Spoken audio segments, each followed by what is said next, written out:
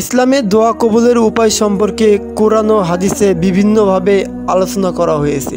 দোয়া হলো বান্দার আল্লাহর সঙ্গে সম্পর্ক স্থাপনের মাধ্যম। এটি ইবাদতের একটি গুরুত্বপূর্ণ অংশ।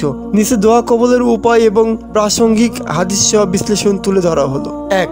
আন্তরিকতা ও বিনম্রতা। দোয়া করার সময় আন্তরিক হওয়া এবং বিনম্রতার সঙ্গে আল্লাহর কাছে প্রার্থনা করা অত্যন্ত গুরুত্বপূর্ণ। আল্লাহ সবকিছু জানেন এবং বান্দার হৃদয়ে গভীর থেকে প্রার্থনা করা উচিত। কোরআন বলেন, তোমাদের প্রভু বলেছেন, আমাকে ডাকো, আমি তোমাদের ডাকে সাড়া দেব। সূরা গাফির আয়াত নম্বর ৬০। ২. হালাল রুজি। দোয়া কবুল হওয়ার অন্যতম প্রধান শর্ত হলো হালাল রুজি অর্জন। একজন ব্যক্তির উপার্জন হালাল না হলে তার দোয়া কবুল হওয়ার সম্ভাবনা কমে যায়। নবী সাল্লাল্লাহু আলাইহি ওয়াসাল্লাম বলেছেন, এক ব্যক্তি দীর্ঘ সফরে আছে, এলোমেলো চুল, ধুলিমলিন অবস্থা, সে আকাশের দিকে হাত তুলে বলে, হে আমার রব, হে আমার রব, অথচ তার খাবার হারাম, পানীয় হারাম, পোশাক হারাম এবং তার খাদ্য হারাম, তাহলে কিভাবে তার দোয়া কবুল হবে? সহিহ মুসলিম 1015। দৃঢ় বিশ্বাস থাকা। দোয়া করার সময় আল্লাহর প্রতি দৃঢ় বিশ্বাস থাকতে হবে যে তিনি তা কবুল করবেন। সন্দেহ বা অবিশ্বাস নিয়ে দোয়া করলে তা কবুল হওয়ার সম্ভাবনা কমে যায়। নবী সাল্লাল্লাহু আলাইহি ওয়াসাল্লাম বলেছেন,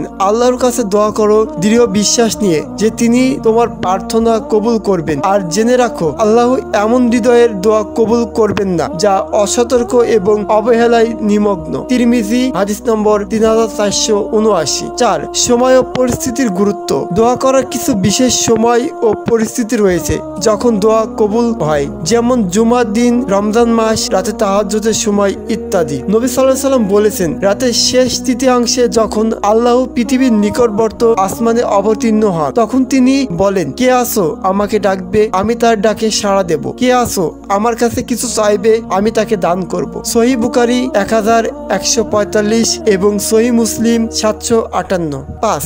ভালো কাজ করা। দোয়া কবুলের আরেকটি গুরুত্বপূর্ণ শর্ত হলো আল্লাহর সন্তুষ্টির জন্য ভালো কাজ করা। সৎ কাজের মাধ্যমে আল্লাহর নৈকট্য অর্জন করে তার কাছে প্রার্থনা করলে দোয়া কবুল হওয়ার সম্ভাবনা বেড়ে যায়। রাসূল সাল্লাল্লাহু আলাইহি ওয়াসাল্লাম বলেন, একদিন ৩ জন লোক একটি গুহায় আশ্রয় নিয়েছিল। হঠাৎ পাহাড় থেকে একটি পাথর পড়ে গুহার মুখ বন্ধ করে দিল। তখন তারা আল্লাহর কাছে তাদের নেক কাজের উসিলায় দোয়া করতে শুরু করলো। তখন আল্লাহ তাদের দোয়া কবুল করলেন এবং পাথর সরিয়ে দিলেন। সহিহ বুখারী 2272। ৬. সালাতের মাধ্যমে দোয়া। দোয়া কবুলের অন্যতম উপায় হলো সালাতে দোয়া করা। বিশেষ করে সেজদা অবস্থায় দোয়া করা খুবই গুরুত্বপূর্ণ। রাসূল সাল্লাল্লাহু আলাইহি ওয়াসাল্লাম বলেন, বান্দার সেজদায় থাকাকালীন তার রবের সবচেয়ে নিকট থাকে, তাই তোমরা সেজদায় বেশি বেশি দোয়া করো। সহিহ মুসলিম হাদিস নাম্বার 482। ৭. অন্যের জন্য দোয়া করা। কাউকে না জানিয়ে তার জন্য দোয়া করলে তা কবুল হওয়ার সম্ভাবনা বেশি থাকে। এমনকি যিনি দোয়া করেন তার জন্য ফেরেশতারা দোয়া করে। রাসূল সাল্লাল্লাহু আলাইহি ওয়াসাল্লাম বলেছেন, যখন কোনো মুসলিম তার